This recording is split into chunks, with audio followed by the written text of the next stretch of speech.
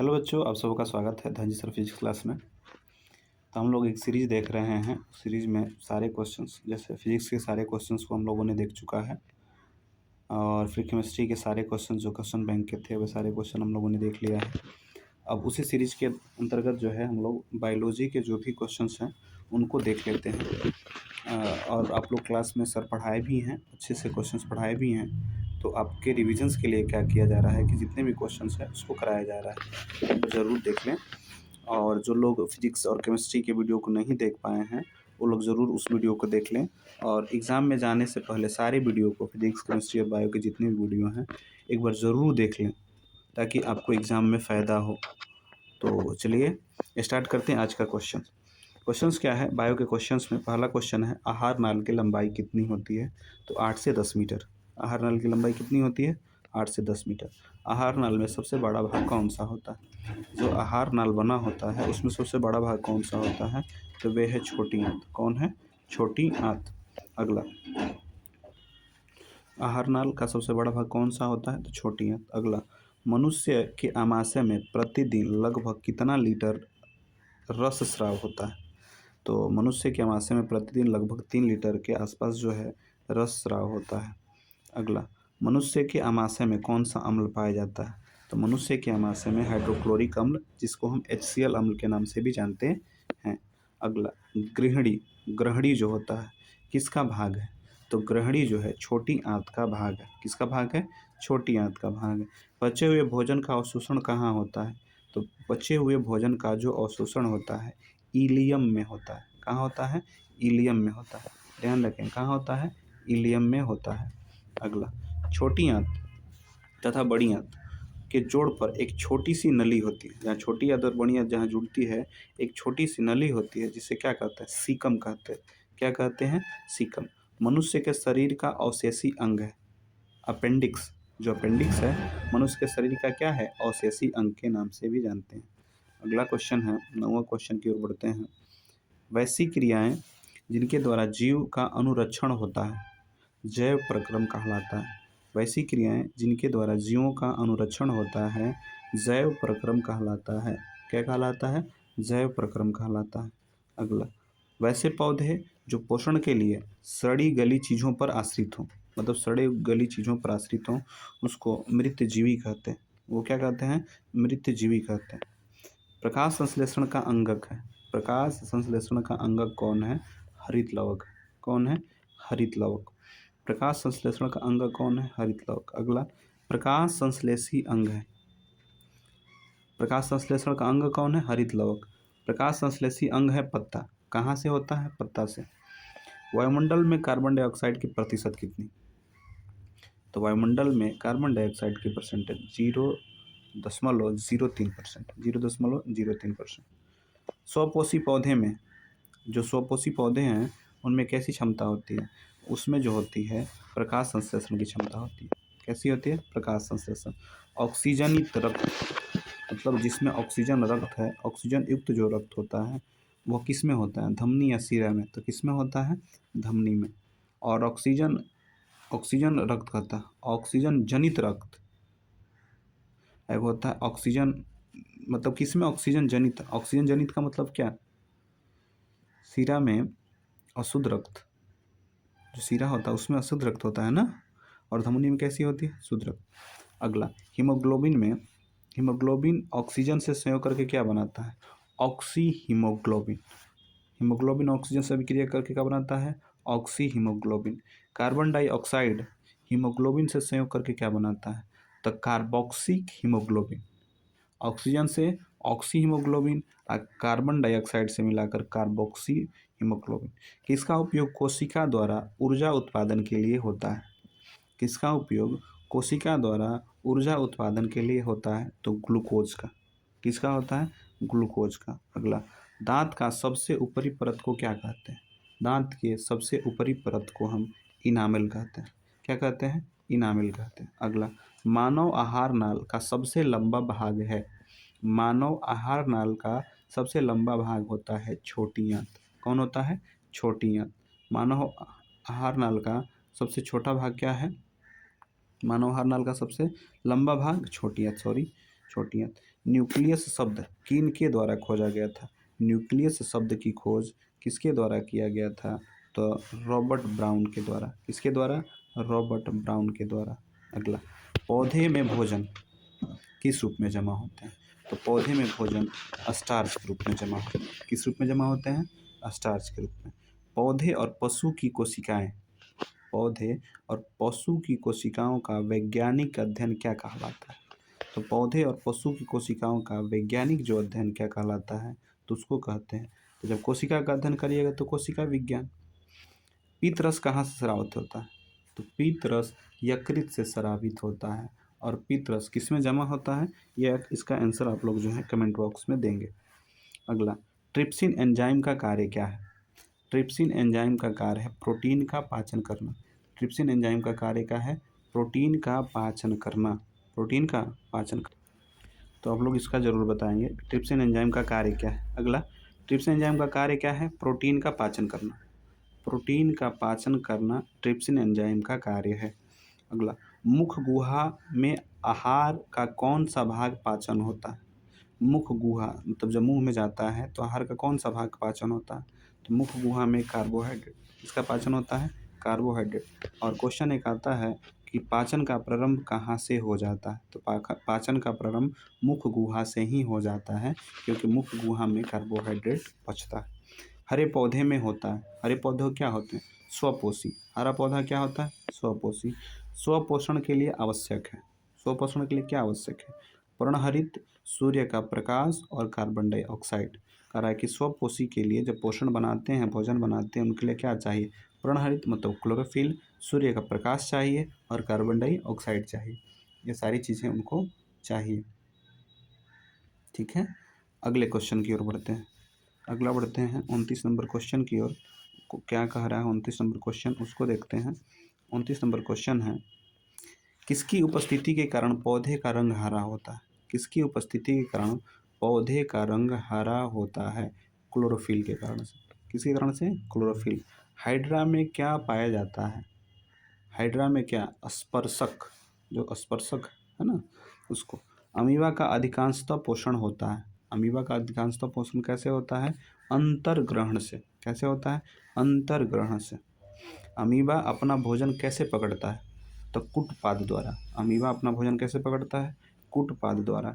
कौन सा एंजाइम वासा क्रिया करता है? मतलब वासा का पाचन किस एंजाइम के द्वारा किया जाता है? तो लाइपेज के द्वारा। आयोडीन की कमी से कौन सा रोग होता है? तो आयोडीन की कमी से घेंघा। आयोडीन की कमी से कौन सा रोग होता है? घेंघा। कवक में पोषण कौन सी विधि है? कवक जो है अपना पोषण की कौन सी विधि द्वारा करती है? तो कवक जो है मृत जीवी द्वारा, जो मृत जीव है उनके द्वारा पोषण करता है। दांतों को साफ करने के लिए दंतमंजन को प्रायः, दांतों को साफ करने के लिए दंतमंजन प्रायः कैसे होते हैं? तो क्षारीय होते हैं। दंतमंजन प्रायः कैसे होते हैं? तो क्षारीय होते हैं। दंतमंजन प्रायः कैसे होते हैं? तो क्षारीय होते हैं। अगला, कौन सा उभयलिंगी जंतु है? कौन सा उभयलिंगी जंतु? तो केंचुआ को उभयलिंगी अगर पूछ सकता है कि केंचुआ कैसा है? उभयलिंगी। सभी हरे पौधे स्वपोषी होते हैं। सभी हरे पौधे कैसे होते हैं? स्वपोषी।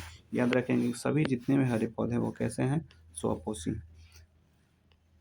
मंड परीक्षण के लिए, मंड परीक्षण के लिए पत्ती पर आयोडीन डालने से पहले पत्ती को एल्कोहल में उबाला जाता है। कहता कि जब मंड परीक्षण किया जाता है तो उसमें हरी पत्ती को आयोडीन में डालने से पहले पत्ती को एल्कोहल में उबाला जाता है, क्लोरोफिल को घुलाने के लिए। किसको घुलाने के लिए? क्लोरोफिल को घुमाने के लिए। ऐसा क्यों किया जाता है? तो क्लोरोफिल को घुलाने के लिए।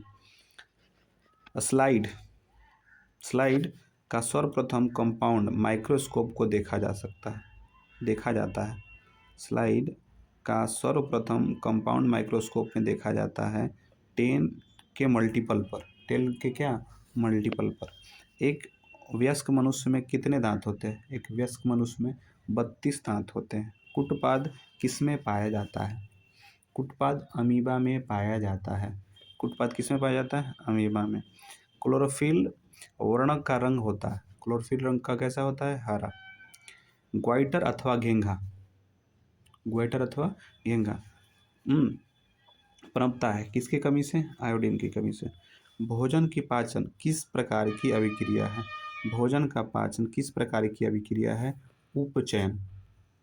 केमिस्ट्री में भी क्वेश्चन था कि भोजन का पाचन कैसी अभिक्रिया है? उपचयन। प्रकाश संश्लेषण की क्रिया में ऑक्सीजन बाहर निकलता है। जब हम हरा पौधा प्रकाश संश्लेषण करता है तो ऑक्सीजन कहाँ से बाहर निकलता है? तो जल से। मैग्नीशियम पाया जाता है। मैग्नीशियम कहाँ पाया जाता है? क्लोरोफिल में। मैग्नीशियम पाया जाता है क्लोरोफिल में। अगला, जीवन की एक महत्वपूर्ण विशेषता। कोई भी जीवन की महत्वपूर्ण विशेषता क्या है? कोई जीवित जीव है उसकी महत्वपूर्ण विशेषता है वृद्धि। क्या है? वृद्धि। प्रकृति में ऑक्सीजन का संतुलन बना रहता है। प्रकृति में ऑक्सीजन का संतुलन कौन बनाए रखता है? तो प्रकृति में जो ऑक्सीजन का संतुलन बनाए रखता है वह है प्रकाश संश्लेषण। जब पौधा प्रकाश संश्लेषण करते हैं उस प्रक्रिया के दौरान ऑक्सीजन निकलता है। तो क्वेश्चंस आगे पढ़ें। चलिए, एग्ज़ाम आपके नज़दीक है इसलिए क्वेश्चंस को ज़्यादा से ज़्यादा देखने का प्रयास किया जा रहा है। कम समय में ज़्यादा क्वेश्चन, क्योंकि ये सारी चीज़ों को आपने पढ़ा हुआ है। तो रिवीजन के लिए तुरंत आप देखना चाहते हैं तो वीडियो को देखिए। और फिर से बताते हैं कि यह बायो का है, इससे पहले केमिस्ट्री के वीडियो और फिजिक्स के वीडियो को अपलोड कर दिया गया है। उन सारी वीडियो को ज़रूर देख लें। अगला, गृहिणी भाग है। गृहिणी किसकी भाग है? सॉरी, उससे ऊपर हो गया। 50 नंबर क्वेश्चन छूट रहा है। स्वपोषी पोषण किसमें होता है? तो स्वपोषी तो पता ही है, हरे पेड़ पौधे में, प्रोटिस्टा संघ के जीवों में, और प्रोकैरियोटिक जो प्रोकैरियोटिक हैं, कुछ प्रोटिस्टा और प्रोकैरियोटिक होते हैं, इन सारे जीवों में स्वपोषी देखने को मिलता है। गृहिणी का भाग है, वहीं गृहिणी जिसे कहते हैं वो किसकी भाग है? छोटी आंत का। किसका भाग है? छोटी आंत का। पौधे में प्रकाश संश्लेषण होता है। पौधे में प्रकाश संश्लेषण कब होता है? दिन में। प्रकाश संश्लेषण कब होता है? दिन में। मृतोपजीवी का उदाहरण है। कहता है मृतोपजीवी का उदाहरण कौन है? गोबर छत्ता। गोबर छत्ता जो होता है, जो आप गोबर छत्ता कहते हैं, वो किसका है? तो मृतोपजीवी का। पौधे में प्रकाश संश्लेषण का स्थान है। पौधे में प्रकाश संश्लेषण का स्थान है क्लोरोप्लास्ट। पौधे में प्रकाश संश्लेषण का स्थान है क्लोरोप्लास्ट। पौधों में प्रकाश संश्लेषण का स्थान है क्लोरोप्लास्ट। पौधों में प्रकाश संश्लेषण का स्थान क्या है? क्लोरोप्लास्ट। अगला, सजीव की जीवित इकाई क्या है? सजीवों की जो जीवित इकाई है वो क्या है? कोशिका। सजीवों की जीवित इकाई कोशिका, या किसी भी जीवित इकाई का कोशिका कहते हैं। परिसेसिक कहते हैं ना, परिसेसिका हिस्सा है किसका? परिसेसिका किसकी हिस्सा है? आहार नाल का। किसका हिस्सा है? आहार नाल का। अगला है, एटीपी का पूर्ण नाम क्या है? Full form adenosine triphosphate. Adenosine triphosphate होता है। विटामिन ए की कमी से कौन सा रोग? रतौंधी। विटामिन ए की कमी से कौन सा रोग होता है? रतौंधी। तो आपसे क्वेश्चन है कि विटामिन डी का रासायनिक नाम क्या है? विटामिन डी का रासायनिक नाम क्या है? कमेंट बॉक्स में कमेंट करें। विटामिन सी का रासायनिक नाम क्या है? कमेंट बॉक्स में कमेंट करेंगे कि विटामिन डी और सी का क्या रासायनिक नाम है। अमीबा में गति किस भाग में होती है? अमीबा में जो गति है किस भाग में होती है? कूटपाद के द्वारा। किसके द्वारा होती है? कूटपाद के द्वारा होती है। अगला है, कोशिका का पावर हाउस किसे कहा जाता है? कोशिका का पावर हाउस माइटोकॉन्ड्रिया को कहा जाता है। कोशिका का पावर हाउस माइटोकॉन्ड्रिया को। पौधे में किस क्रिया द्वारा बाहरी वातावरण से ऑक्सीजन कोशिका में पहुंचता है? पौधे में किस प्रक्रिया द्वारा बाहरी वातावरण से ऑक्सीजन की कोशिका में पहुंचाता है? विसरण प्रक्रिया द्वारा। किसके द्वारा? विसरण द्वारा। श्वसन की क्रिया में खाद्य पदार्थों को क्या होता है? श्वसन की प्रक्रिया में जो होता है खाद्य पदार्थों का विघटन होता है। अवयवी श्वसन कोशिका के किस भाग में होता है? अवयवी श्वसन कोशिका के किस भाग में होता है? माइटोकॉन्ड्रिया में। सॉरी, अवायवीय श्वसन। अवायवीय श्वसन मतलब जहाँ पर ऑक्सीजन नहीं मिले तो अवायवीय श्वसन कहाँ होता है? तो माइटोकॉन्ड्रिया में। आणविक ऑक्सीजन के उपलब्ध नहीं होने से पाइरूवेट का परिवर्तन जंतुओं में किस यौगिक में होता है? कहता है कि आणविक ऑक्सीजन की उपलब्ध नहीं होने से, जब आणविक ऑक्सीजन उपलब्ध नहीं होते हैं तो पाइरूवेट का परिवर्तन जंतुओं में किसके यौगिक से होते हैं? तो लैक्टिक अम्ल से। किससे होते हैं? लैक्टिक अम्ल से। निश्वसन द्वारा निकली वायु रहती है। कहता है निश्वसन शब्द करते हैं जब सांस छोड़ते हैं तो उसमें निकली वायु में क्या होती है, तो कार्बन डाइऑक्साइड होती है। क्या होती है, कार्बन डाइऑक्साइड।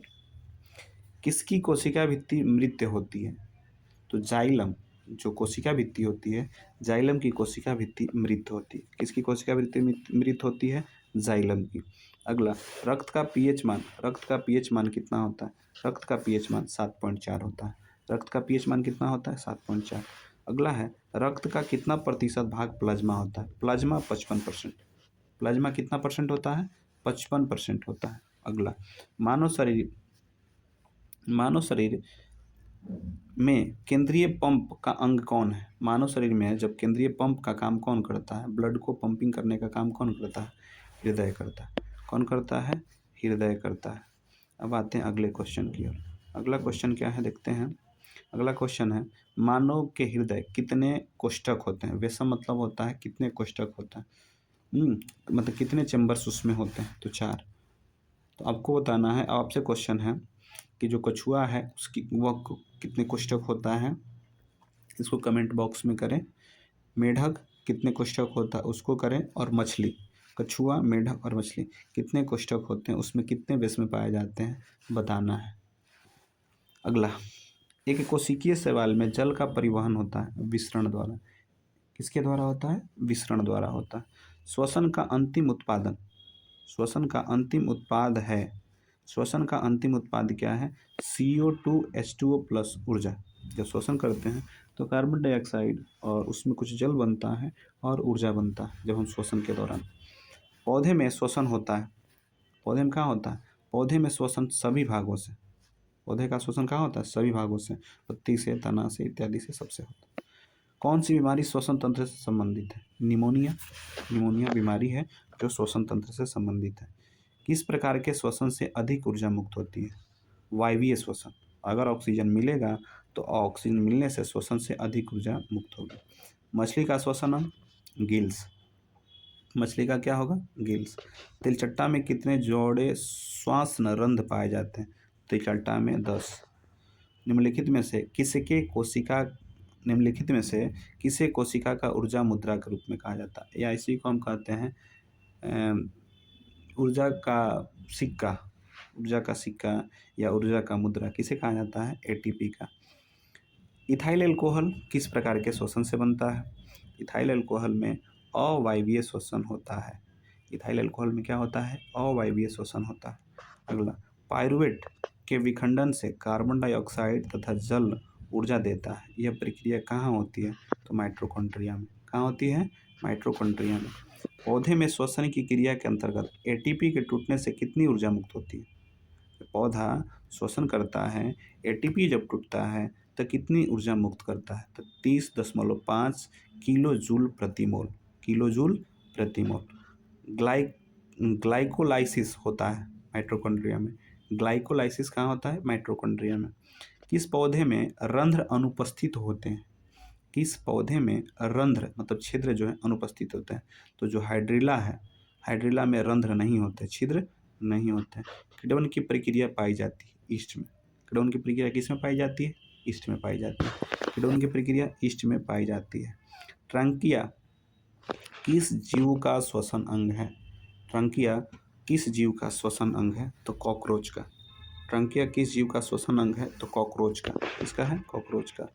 चालिनी नलिकाएं पाई जाती है फ्लोएम में, चालिनी नलिकाएं कहाँ पाई जाती है, फ्लोएम में। अगला, चालिनी नलिकाएं याद रखिएगा, पूछता है चालिनी नलिकाएं किसका भाग है, फ्लोएम का भाग है। RBC का जीवन अवधि होती है, RBC की जीवन अवधि 120 दिन। तो आपको बताना है कि WBC का जीवन काल कितना होता है। RBC का 120 दिन हुआ, 20 से 120 दिन, तो WBC का कितना होता है बताना है आपको कमेंट बॉक्स में। निम्नलिखित में से कौन सा संवहन उत्तक है, फ्लोएम और जाइलम, फ्लोएम और जाइलम। रक्त क्या है, रक्त जो है एक उत्तक है, रक्त क्या है, उत्तक। और कौन उत्तक है, तो तरल संयोजी उत्तक। मानव हृदय घिरा होता है पेरिकार्डियम से, मानव का हृदय किससे घिरा होता है, घिरा होता है पेरिकार्डियम से। और ऑक्सीजन का वाहन कौन करता है, तो ऑक्सीजन का वाहन RBC करता है, ऑक्सीजन का वाहन कौन करता है, तो RBC करता है। तो इस वीडियो में इतना ही रखते हैं, क्योंकि वीडियो लंबा हो जाएगी फिर आप लोग देख नहीं पाते हैं। तो कोशिश करिए कि बायो का ये पहला हुआ, बायो के और वीडियो आएंगे 2 या 3, जिसमें सारे वीडियो को कवर किया जाएगा। तो फिजिक्स हो चुके हैं, केमिस्ट्री हो चुके हैं, ये बायो का फर्स्ट वीडियो था। तो अगर अच्छा लग रहा है या आपको हेल्प मिल रहा है तो ज़रूर कमेंट करें कि क्या और वीडियो इस आगे बनाया जाए या ना बनाया जाए। तो तब तक के लिए पढ़ाई करते रहिए और बढ़िया स्कोर करते रहिए।